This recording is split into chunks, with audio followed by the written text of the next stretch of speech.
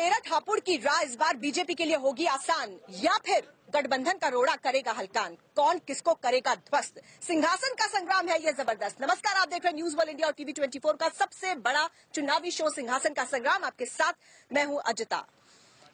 क्या है इस बार मूड हापुड़ की जनता का, यही जानने के लिए हम चीनी का कटोरा कहलाए जाने वाले पश्चिमी उत्तर प्रदेश के हापुड़ जिले में इस वक्त मौजूद हैं, जो कि मेरठ हापुड़ लोकसभा क्षेत्र है। कांटा मुकाबले का है इस बार।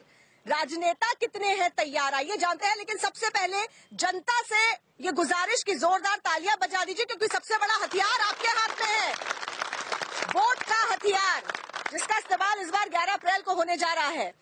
और आइए इधर नेतागढ़ से परिचय करवा देते हैं। मेरे साथ भारतीय जनता पार्टी की तरफ से प्रफुल्ल सरस्वत जी हैं, बहुत स्वागत आपका, बैठे रहिए। कांग्रेस पार्टी की तरफ से बदरुद्दीन कुरैशी साहब हैं, समाजवादी पार्टी की तरफ से संजय यादव जी हैं, बीएसपी की तरफ से अनवार चौधरी साहब हैं, प्रगतिशील समाजवादी पार्टी की तरफ से नरेंद्र सिसोदिया जी हैं, लोकदल की तरफ से प्रोफेसर अब्बास अली साहब हैं। सबसे पहले भारतीय जनता पार्टी से ही प्रश्न बनता है, ये बताइए कि राजेंद्र अग्रवाल पिछले 2 बार से यहाँ पर सांसद हैं, हैट्रिक लगाने की फिराक में है। एक तरफ से कांग्रेस घेर रही है, दूसरी तरफ से गठबंधन घेर रहा है, कैसे होगा? बैठे रहिए, बैठे रहिए। मैं खड़े होने की आदत है। मैं टीवी 24 का बहुत बहुत आभारी हूँ, धन्यवाद करता हूँ, और न्यूज वर्ल्ड इंडिया का कि आप लोग और आप लोगों का इस्तकबाल करता हूँ, सम्मान करता हूँ। आप नगर पालिका परिषद हापुड़ में इस तरह का एक सर्वे अपने इसे लेके आए, मैं बहुत बहुत आभार व्यक्त करता हूँ। भारतीय जनता पार्टी में कमल का फूल चुनाव चिन्ह होता है।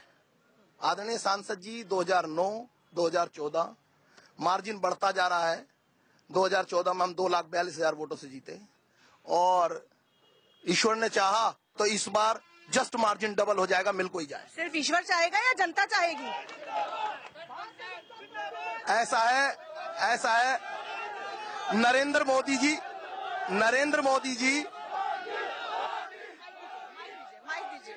ये है ईश्वर के भरोसे, ये ईश्वर के भरोसे हैं। ईश्वर भरोसे, जनता की जरूरत नहीं है भारतीय जनता पार्टी को, ईश्वर भरोसे चुनाव जीतने जा रहे हैं इस बार। लेकिन मुझे कांग्रेस पार्टी ये बताए, नहीं आपको दोबारा मौका दूंगी मैं, कांग्रेस पार्टी मुझे ये बताए कि आपने आखिरी वक्त में अपना प्रत्याशी बदल दिया। पहले आपने ब्राह्मण प्रत्याशी उतारा, उसके बाद आपने वैश्य प्रत्याशी उतारा। आप क्या चुनाव जीतना चाहते हैं, बीजेपी को हराना चाहते हैं? सबसे पहले तो मैं आपका शुक्रिया अदा करता हूं कि आप हापुड़ में तशरीफ लाए। आपका सवाल है कि क्या कांग्रेस पार्टी चुनाव जीतना चाहती है या भारतीय जनता पार्टी को हराना चाहती है? मकसद एक ही है, हमारा मकसद है भारतीय जनता पार्टी को हराना और कांग्रेस पार्टी को जिताना। और यही सोचकर माननीय श्री राहुल गांधी जी ने पहले ब्राह्मण प्रत्याशी दिया था, लेकिन जमीनी स्तर पर कुछ रिपोर्ट्स ऐसी आई कि हमें हमारी मजबूरी हुई कि हमने कैंडिडेट बदला। और जनाब क्या मजबूरी हुई? निचले स्तर पर जो फीडबैक हमें वहां से मिला, तो उसमें ये हमें ज्यादा सूट किया कि हरेंद्र अग्रवाल जी को हम अपना कैंडिडेट बनाएं। किस तरह का फीडबैक था? गोलमोल जवाब मत दीजिए, सीधा जवाब दीजिए।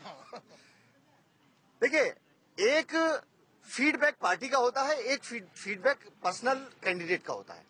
तो कैंडिडेट का जब हमने फीडबैक लिया तो हरेंद्र अग्रवाल जी को ज्यादा मजबूत सपोर्ट जो है जमीनी स्तर पर मेरठ लोकसभा से हमें मिली, इसलिए माननीय राहुल गांधी और प्रियंका गांधी जी ने हरेंद्र अग्रवाल जी को कैंडिडेट बनाया। कह नहीं पा रहे हैं आप कि वैश्य के सामने वैश्य को उतारना था, ठीक है, जातिगत समीकरणों पे चुनाव लड़ रहे हैं, सिर्फ जमीनी स्तर की बात कर रहे हैं। समाजवादी पार्टी से मेरा प्रश्न ये, आप लोग तो गठबंधन में इस बार चुनाव लड़ रहे हैं, लेकिन स्टेट लेवल पर तो आपका गठबंधन है, स्थानीय लेवल पर आप ही अपने प्रत्याशी को कमजोर करने पे तुले हुए हैं, जो कि बसपा से हैं, ऐसा क्यों? नहीं, सारी पार्टी के नेतागण व कार्यकर्ता, चाहे लोकदल के हों, चाहे समाजवादी पार्टी के हों, चाहे बसपा के हों, तन मन धन से कैंडिडेट को जिताने में लगे हुए हैं। और ये अंदर की बात है, जो कांग्रेस ने गठबंधन ये कैंडिडेट बदला है, ये भी अंदर की बात है, ये मोदी के कैंडिडेट को हराने के लिए बदला गया, ये अंदर की बात। आप अपने कैंडिडेट की बात करिए, अपने अंदर की बात करिए ना। शाहिद मंजूर विरोध कर रहे थे याकूब कुरैशी का। शाहिद मंजूर 100% याकूब कुरैशी के साथ है, जाकर के देख लिया, टिकट भरवाने का काम कर रहे हैं और जगह जगह उनके साथ वोट मांगने का काम। कट्टरवादी कह रहे थे और विरोध कर रहे थे, उसका क्या हुआ? एक हो गया 100%। आप देख लीजिए, टिकट भरवाने में शाहिद मंजूर सबसे पहले आ गए थे, जाकर के देखिए वहाँ पर। चलिए बीएसपी से पूछ लेते हैं, मुझे ये बताइए, आपको लगता है कि आरएलडी और समाजवादी पार्टी एकजुट होकर आपके प्रत्याशी के साथ है? जी हाँ, अल्हम्दुलिल्लाह, अल्लाह का शुक्र है कि समाजवादी और लोक दल का एक एक कार्यकर्ता बहुजन समाज पार्टी के कार्यकर्ता के साथ कंधे से कंधे मिलाकर वो वोट मांगने का काम कर रहे हैं और हाजी याकूब साहब को जिताने का काम कर रहे हैं। किस बल पर जीतेंगे याकूब साहब? विवादित छवि है उनकी। वो विवादित उनकी छवि नहीं है, वो बहुत अच्छे छवि के आदमी है, बहुत अच्छे काम करा उन्होंने। बीजेपी वो विधानसभा में भी थे, बहुत अच्छा काम किया था उन्होंने, वो मंत्री थे, वो जनता का लोगों का काम करते, वो जमीनी किस्म के आदमी है। यहाँ चौकीदार चोर है और चौकीदार शेर है, ये तय हो जाएगा। अभी तय हो जाएगा। थोड़ा चर्चा को आगे बढ़ने दीजिए कि चौकीदार चोर है या शेर है। ठीक है, मुझे ये बताइए। चौकीदार शेर कह रहे हैं, चौकीदार शेर जानवर होता है। हिंदुस्तान को जानवर की जरूरत नहीं है, हिंदुस्तान को इंसान की जरूरत है। यहाँ हिंदुस्तान में इंसान की जरूरत है, मर्द की जरूरत है, किसी जानवर की जरूरत नहीं है। मतलब शेर की तुलना गलत है? शेर, हाँ, मोदी शेर कह रहे हैं, वो शेर जानवर होता, आप जानते हैं। एक 4 साल का बच्चा, नर्सरी का बच्चा भी जानता है कि शेर जानवर को कहते हैं। ऐसे हंगामे के साथ तो बातचीत आगे नहीं बढ़ पाएगी। मुझे ये बताइए, कितने लोगों ने कहा चौकीदार शेर है? जरा हाथ उठा दें। ठीक है, बताइए जरा। वो कह रहे हैं कि शेर की मिसाल जंगल में दी जाती है। ठीक है, आप जानवर से तुलना कर रहे हैं, क्या कहना चाहते हैं? सब भाइयों से अनुरोध है, मैं विपक्ष जो यहाँ बैठा है, जिसे हम ठगबंधन कहते हैं, मैं उनसे पूछना चाहता हूँ, हमारे मोदी जी ने अगर इतने सारे काम किए हैं, तभी तो आप सब लोगों को इकट्ठा होना पड़ा इस ठगबंधन को। हमारा गठबंधन हुआ है, तीनों पार्टी गठबंधन है, हम गठबंधन के आधार पर लड़ रहे हैं। गठबंधन तो एनडीए में भी है। एनडीए में 36 है वहाँ। उनके पास चेहरा है, आपके पास चेहरा नहीं है। नहीं, हमारे पास बहुत सारे चेहरे हैं, उनके पास एक चेहरा है, हमारे पास बहुत सारे चेहरे हैं, बहुत सारे चेहरे हमारे पास। आप बताइए, आप कुछ कहना चाह रहे हैं? मैं ये कहना चाह रहा था, अभी हमारे छोटे भाई ने ये कहा कि मोदी जी ने इतने काम किए हैं कि उन्होंने वादा किया था कि मैं अपना नाम बदल दूंगा अगर मैंने काम ना किया हो। तो असल में मोदी जी ने अपना नाम बदला, इन 5 सालों में कोई काम नहीं किया, इसलिए उन्हें अपना नाम बदलने की जरूरत महसूस हुई और उन्होंने अपना नाम चौकीदार रखा। आप जवाब देना चाहते हैं? मोदी जी एक बहुत कर्मयोगी प्रधानमंत्री हैं। जो नाम बदलने की मेरे अजीज भाई बदरुद्दीन जी कह रहे हैं, वो नाम बदलना पड़ा जब चोरों को ये समझाना पड़ा कि चोरी होने नहीं देंगे, चौकीदार चौकन्ना है। जैसे मेरे भाई ने बताया, मनोज जी ने, अगर गठबंधन अपने प्रधानमंत्री का नाम बता दे, इसमें सब प्रधानमंत्री हैं, इसमें बसपा भी प्रधानमंत्री है, सपा भी प्रधानमंत्री है, कांग्रेस भी प्रधानमंत्री है। हमारे यहाँ भी तो एनडीए में घटक दल है, लेकिन हमारे प्रधानमंत्री का नाम है और पूजनीय नरेंद्र भाई मोदी जी। ठीक है, प्रधानमंत्री का नाम बताने में तकलीफ है। ये गठबंधन की बात कर रहे हैं, ठगबंधन बता रहे हैं। मैं पूछना चाहता हूं इन भाजपा के लोगों से, ये जो ठगबंधन बता रहे हैं, मात्र 3 पार्टी ने गठबंधन किया है, तो इनकी हवाइयां उड़ गई। इन्होंने बताओ कितनी पार्टियों से गठबंधन कर रखा है? 26 पार्टियों से गठबंधन कर रखा है। मात्र 3 पार्टियों से इनकी हवाइयां उड़ रही है। 36 पार्टियों से गठबंधन कर रखा है भाजपा से, 36 पार्टियों से गठबंधन कर रखा है। बिल्कुल, मेरा सवाल इन सारी पार्टी वालों से, कांग्रेस से भी, इनसे भी। 7 साल इन्होंने शासन करा, 10 साल इन्होंने शासन करा, किसानों के लिए क्या करा? 2 किसानों के 2 बिल है, 210 संगठन पहली बार हिंदुस्तान में इकट्ठा होकर 2 बिल पेश किए संसद में, एक संपूर्ण कर्ज मुक्ति और एक स्वामीनाथन आयोग की रिपोर्ट के अनुसार प्रत्येक उपज का लाभकारी मूल्य 1.5 गुना मूल्य है। जब 21 ये पार्टियां, विपक्षी दल उसके समर्थन में थे, तो उसको क्यों नहीं पास करा गया? जीएसटी के लिए आधी रात को संसद बैठ सकती है, किसानों के बिल पर चर्चा करने के लिए भी इन्होंने अवकाश निकाला। बहुत बढ़िया सवाल है, बताइए। गन्ना किसानों का भुगतान, बहुत वैलिड सवाल पूछा है उन्होंने। गन्ना किसानों की जो भुगतान की समस्या है, वो इतने सालों में क्यों दूर नहीं हुई? ऐसा है, हमारे आदरणीय त्यागी जी ने जो सवाल पूछा है, मैं उसका जवाब दे दूं आपको। प्रधानमंत्री जी से ज्यादा किसानों के लिए संवेदनशील प्रधानमंत्री आज तक इस देश में नहीं हुआ। प्रधानमंत्री जी ने किसी प्रधानमंत्री ने नहीं सोचा होगा मृदा सॉइल कार्ड, मिट्टी की जांच, मिट्टी की उर्वरता कैसे बढ़े, नीम कोटेड यूरिया, कभी यूरिया नीम कोटेड नहीं हुआ, क्योंकि सब सीधे सवाल का सीधा जवाब दीजिए। हाँ, मैं सीधा जवाब दे रहा हूँ। माननीय मुख्यमंत्री जी के बनने के बाद से गन्ने की पेमेंट की स्थिति सुधरी है। मैं भी स्वयं एक किसान हूँ, लेकिन क्योंकि विद्युत आपूर्ति सुचारू है, लगातार किसान है लेकिन नेता भी हैं। ठीक है, वो मना कर रहे हैं कि किसानों की हालत क्यों बदतर है अभी तक। नहीं, मैं उनकी बात का जवाब दे रहा हूँ ना। आप देखिए, रेशो देखिए ना, प्रधानमंत्री जी के नेतृत्व में किसानों की स्थिति बेहतर हुई है। हमने भंडारण के उचित प्रबंध किए हैं, गेहूं और धान की खरीद के उचित प्रबंध किए हैं, हमने मृदा सॉइल कार्ड किया है, हमने नीम कोटेड यूरिया किया है, हमने यहाँ पूरी योजनाएं गिना रहे हैं। आप बताइए कि किसानों की हालत अभी क्यों बदतर है? मैं त्यागी जी की बात से सहमत हूं, लेकिन त्यागी जी को एक बात बता देना चाहता हूं 2009 में माननीय राहुल गांधी जी ने किसानों की डिमांड के मांगे हुए बगैर 72,000 करोड़ रुपए किसानों का कर्जा माफ किया था, नंबर 1। और मैं एक चौकीदार नहीं बल्कि इस देश के मालिक की हैसियत से चौकीदार से सवाल करता हूं कि पुलवामा में 50 शहीद फौजी हमारे शहीद कैसे हो गए। मैं एक मालिक की हैसियत से सवाल करना चाहता हूं कि देश से मेहुल चोकसी, विजय माल्या और दूसरे लोग हजारों करोड़ रुपए लेके कैसे भाग गए। मैं देश का विरोध करता हूं। अगर हम आतंकवाद के ऊपर राजनीति करेंगे तो हम उन 400 को ध्यान रखें जो अगले 48 घंटे बाद 400 गिराए गए। ज्यादातर लोगों को लगता है कि आतंकवाद पर राजनीति हो रही है। सवाल नहीं पूछना चाहिए, गलत है, गलत है। मुझे बताइए, आतंकवाद के नाम पे जो देश के नौजवानों को रोजगार नहीं दिया गया, महिलाएं सुरक्षित नहीं है, बच्चे हमारे देश के अंदर सुरक्षित नहीं है, हमारे अंदर उद्योग धंधा खत्म होता जा रहा है, किसानों की फसल का वाजिब दाम नहीं मिल रहा है, इन सब सवालों को आतंकवाद के नाम पे खत्म करा जा रहा है। बीजेपी के अलावा कौन कर रहा है? पर यहाँ तो सवाल अभी कांग्रेस पार्टी की तरफ से उठा है। कांग्रेस पार्टी का सवाल नहीं, मैं ये कहना चाह रहा हूँ कि प्रधानमंत्री जी से क्या आतंकवाद से ज्यादा हमारे देश के अंदर महिलाएं मर रही है, उनके अंदर खून की कमी है।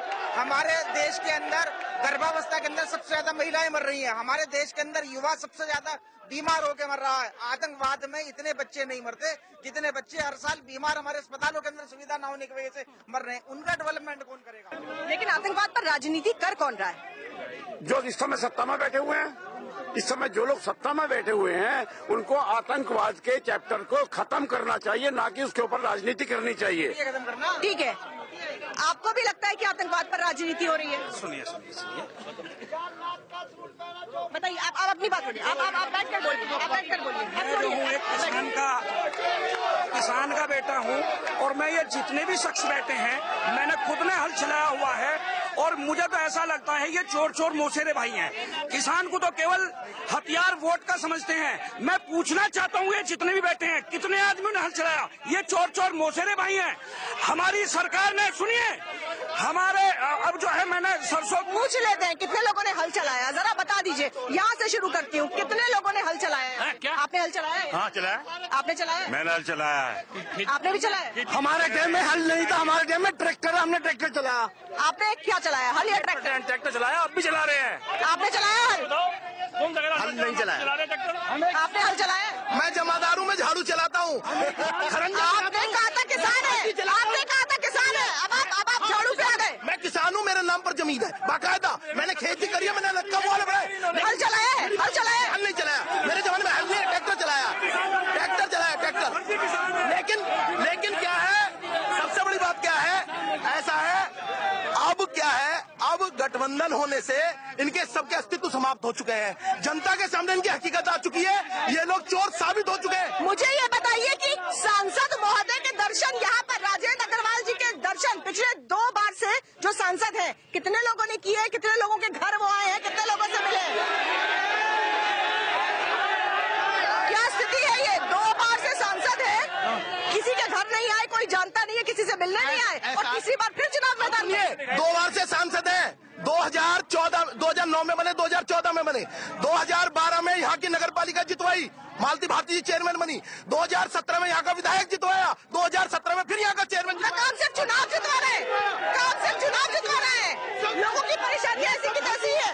चलिए लोगों से पूछ लेते हैं। मुझे ये बताइए, आपको क्या लगता है यहाँ पर क्या मुद्दा होना चाहिए और क्या ये मुद्दों का चुनाव है? देखिए, मेरा मुद्दा सिर्फ ये है कि हमारी जो भारतीय संस्कृति है वो कायम होनी चाहिए और देश की बेरोजगारी दूर होनी चाहिए।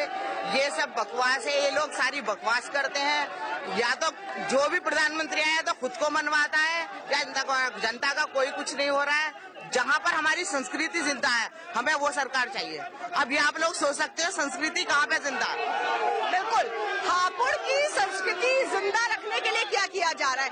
आप लोग शोर मचाते रहेंगे तो बात कैसे होगी? राजेंद्र अग्रवाल जो यहाँ के 2 बार से MP रह चुके हैं, उन्हें कितने, आप बोलिए अपनी बात। अभी आपने पूछा, यहाँ पर जो राजेंद्र अग्रवाल 2 बार MP रह चुके हैं, उन्हें कितने लोगों ने यहाँ पर देखा? मैंने देखा एक बार प्रफुल्ल सारस्वत हापुड़ से बीजेपी के चेयरमैन काली मस्जिद पर जाके नगर पालिका की जमीन पर विवाद हो रहा था, तमाम मुसलमानों को गालियां दी गई।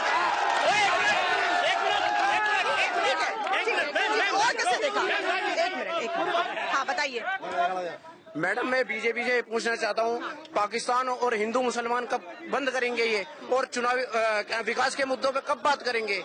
हिंदू मुसलमान कब तक करेंगे? गाय के नाम पे लोग मारे जा रहे हैं, कब तक होगा ये चुनावी उस विकास के मुद्दे? सिर्फ ये सवाल आपका बीजेपी से, बाकी नेता जो है क्या वो विकास की बात कर रहे हैं? बाकी पार्टियां कर रही हैं? बिल्कुल बात करते हैं। बीजेपी विकास के मुद्दे पे कब बात करेगी?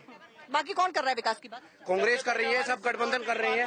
सिक्योरिटी की बात होनी चाहिए। 42 लोग मर गए, चौकीदार बैठ रहे हैं। 350 किलो RDX देश के अंदर आ गया, कहाँ से आया वो? चौकीदार क्या कर रहे थे उस समय? पीछे चलते हैं, यहाँ पर लोग बहुत खामोशी से चुपचाप बैठे हुए हैं। आप बताइए, आपको क्या लगता है, यहाँ पर मुद्दों की बात हो रही है? मेरा कहना ये हो रही है, नेता किस नाम पर वोट मांग रहे हैं? मैं चाहती हूँ कि हमारे देश में सबसे पहले एकता होनी चाहिए, और मोदी जी ने जो वार्तालाप करी ना, वो वार्तालाप एलन पब्लिक में नहीं होनी चाहिए थी। वो एक सड़क चौराहे पे जनता से पूछा जाना चाहिए था क्या हो रहा है विकास गली गली जाके देखिए विकास, आपको पता चल जाएगा। और मैं मोदी जी से अपील करती हूँ कि मैं चाहती हूँ कि हापुड़ में पूरी बीजेपी टीम है, और मैं सभी टीमों का सम्मान करती हूँ, इसलिए वो सबसे पहले हापुड़ में कदम रखें, और उनके बाद सामने सब चीजें आ जाएंगी। एक शहर वो आके देख ले, हापुड़ हरिपुर है, हरिश्चंद्र की नगरी। अगर वो अच्छे से PM है तो वो रिंकी की आवाज सुने। मैं एक विधवा हूँ और देश में एकता चाहती हूँ, और अगले साल रिंकी अग्रवाल विश्व गुरु का खिताब लेगी। सुष्मिता सेन नहीं है देश की विश्व सुंदरी, रिंकी बनेगी। जिसके पास व्यक्तित्व अच्छा हो, जिसके पास बहुत बढ़िया विचार अच्छे हो, वो बनेगी। ये है हापुड़ की असली नागरिक, जो वाकई अपने देश की संस्कृति की बात करना चाहती है। एक सवाल में बताइए। मैं कहना चाहता हूँ कि एक शेयर के माध्यम से मोदी जी से एक सवाल करना चाहता हूँ। देश लूट रहा है, सैनिक मर रहे हैं, चारों तरफ हाहाकार मच रहा है, सारे बनिए पूरे देश को लेकर भाग गए। मैं एक सवाल करना चाहता हूँ कि इधर उधर की न बात कर, पहले ये बता कि कारवा कैसे लूटा। इधर उधर की न बात कर, पहले बता कि कारवा कैसा लूटा। हमें रहजानों से शिकायत नहीं, तेरी रहबरी का सवाल है। यहाँ पर एक मिनट चलिए, यहाँ पर बहुत जबरदस्त तरीके से हंगामा हो रहा है। अब देख सकते हैं कि चुनावी पारा इस वक्त कितना ऊपर जा चुका है। एक छोटा सा ब्रेक हम यहाँ पर ले रहे हैं, बहुत जल्द लौटेंगे इसी चर्चा में।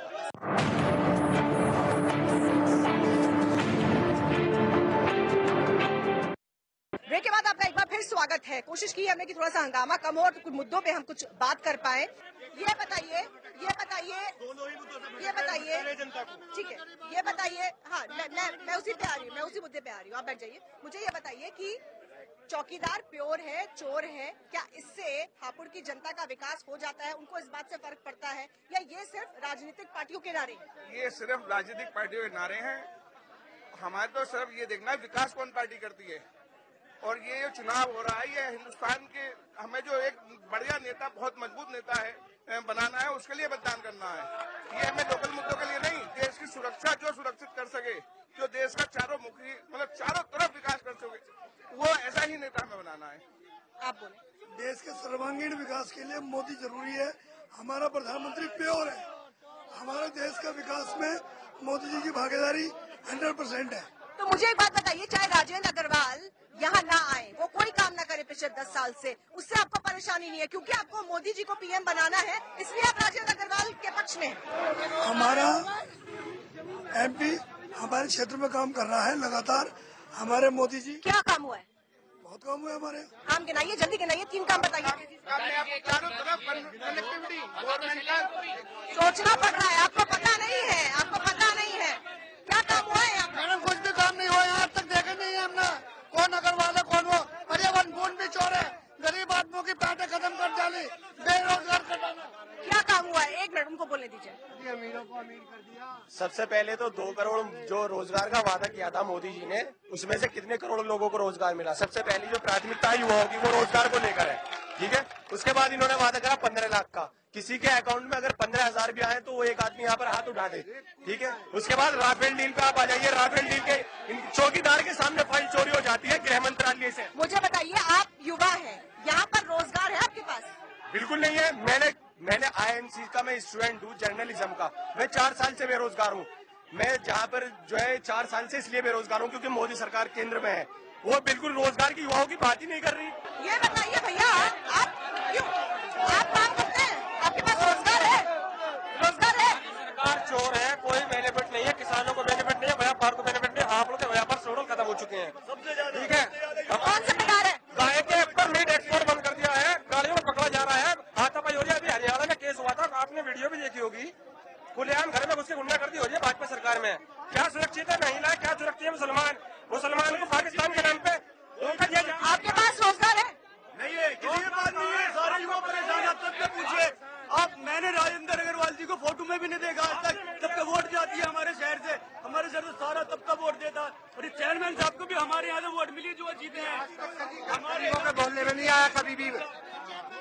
राजेंद्र अग्रवाल कभी भी आज तक गरीबों के किसी के मोहल्ले में नहीं आया। जो भी जाता है पक्के भाग में जाता है, हम ही लोग के जाता है। अभी किसी ने देखा ही नहीं, सांसद महोदय की शक्ल ही नहीं देखी है यहाँ पर किसी ने। आपने देखा है सांसद महोदय को? जी, सांसद महोदय को देखा, उनकी शक्ल देखी? नहीं आज तक यहाँ आए नहीं, यहाँ हापुड़ के अंदर कदम ही नहीं रखा, और जो रखा तो बिरंसर रोड की तो शिकल ही नहीं देखी, और जो आए तो बनियों में ही आए और बनियों में ही चले गए। आपने क्या काम किया हापुड़ में? हापुड़ में क्या काम किया बताइए? मैं अपना बताऊं? अपना नहीं, आपके सांसद महोदय ने क्या? हमारे सांसद महोदय ने 4.5 करोड़ के इस साल में काम किए, 4,80,00,000 के 5 करोड़ की धनराशि है हापुड़ के लिए, 480 के काम किए, 20 लाख आपका राहत कोष होने की। कहाँ गए 480 सड़कों में है भाई, आप कैसी बात कर रहे हैं? कौन सी सड़क? जिस सड़क से हम आए हैं उस सड़क में इतने गड्ढे थे, वो तो हमने खुद अनुभव किया है। यहाँ पर आते हैं तो लगता है कि जबकि एनसीआर कितना नजदीक में है हापुड़, बाकी क्षेत्रों का फिर भी विकास हो गया, लेकिन हापुड़ वही कमी। आप जहाँ से आई हैं वो 66,000 करोड़ का बाईपास आपने नहीं देखा।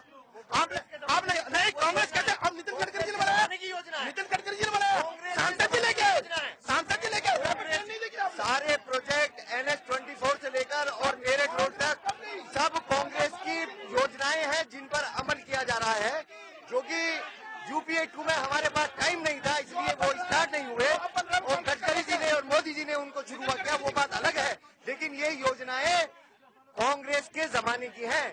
मैडम, मैं बस पूरे हिंदुस्तान की जनता को बताना चाहता हूँ, इस हिंदुस्तान के अंदर 80% गरीब मजदूर लोग रहते हैं। वो गरीब माँ बाप अपने बच्चों को मेहनत मजदूरी कर रिक्शा चलाकर, खेत में हम लोग किसान खुरपा चलाकर अपने बच्चों को पैसा कमाकर काट कर अपने बच्चों को पढ़ाते हैं। पढ़ाने के बाद जब वो हमारे बच्चे पढ़ लिख के काबिल हो जाते हैं तो माननीय नरेंद्र मोदी जी, जो हमारे हिंदुस्तान के प्रधानमंत्री हैं, वो कहते हैं, अरे नौजवानों, बहन भाइयों, अपने बच्चों से पकौड़ी बिकवाओ, बहन भाइयों, अपने बच्चों को ठेला लगवाओ। ये क्या तरीका है? ये क्या तरीका है? मैं ये पूछना चाहता हूँ। मैं आपके चैनल के माध्यम से कहना चाहता हूँ कि 2014 में जो देश के किसानों के साथ, बेरोजगार नौजवानों के साथ, महिलाओं के साथ, शिक्षा के क्षेत्र में, स्वास्थ्य के क्षेत्र में जो धोखा हुआ है, उसके लिए पूरी जनता परेशान है, त्राही कर रही है। और आने वाले 2019 के चुनाव में आगामी 11 अप्रैल को जनता चुन के भाजपा की सरकार से बदला लेगी। इसके विरोध में प्रत्याशियों को जिताएगी और प्रधानमंत्री को हटाने का काम करेगी। ये हाँ, मैं ये कहना चाहता हूँ, ये तो बात चली रही है, किसान, ये भाजपा किसान विरोधी है। इन्होंने किसानों के फेवर में कोई काम नहीं किया और बल्कि उनका उत्पीड़न किया। एक बात और मैं अलग कहना चाहता हूँ, इन्होंने कहा था मोदी जी ने कि गंगा ने मुझे बुलाया। अब गंगा को हालत जो है पहले के मुकाबले ज्यादा प्रदूषित है। इस बार चुनाव में आप क्या चाहते हैं? गठबंधन की सरकार चाहते हैं, गठबंधन की सरकार चाहते हैं। गठबंधन भारी है, बीजेपी का सुपड़ा साफ कर देंगे इस बार। मैंने पूछा आपसे किस तरह की सरकार चाहते हैं, किस मुद्दे पे सरकार चाहते हैं?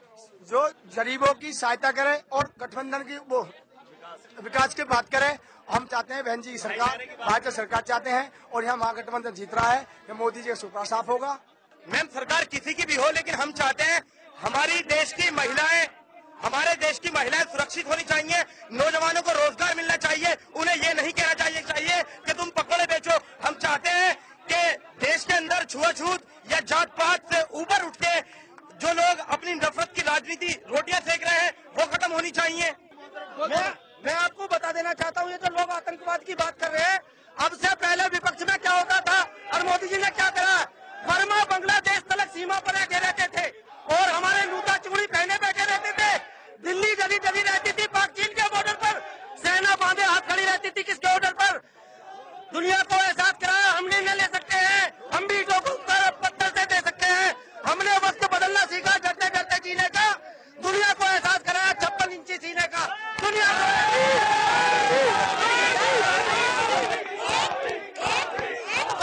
एक वादा चौकीदार चौकन्ना है, चोरों को ठिकाने लगाएंगे, भ्रष्टाचार मुक्त भारत बनाएंगे और प्रगतिशील भारत बनाएंगे। सबका साथ, सबके विकास से अगली सरकार चलाएंगे। हमारी पार्टी का एकमात्र वादा है कि सरहद पर जवान और खेत में किसान खुशहाल होना है, और ये राहुल जी और प्रियंका जी का वादा है कि इस काम को हम अव्वलियत पर रखेंगे।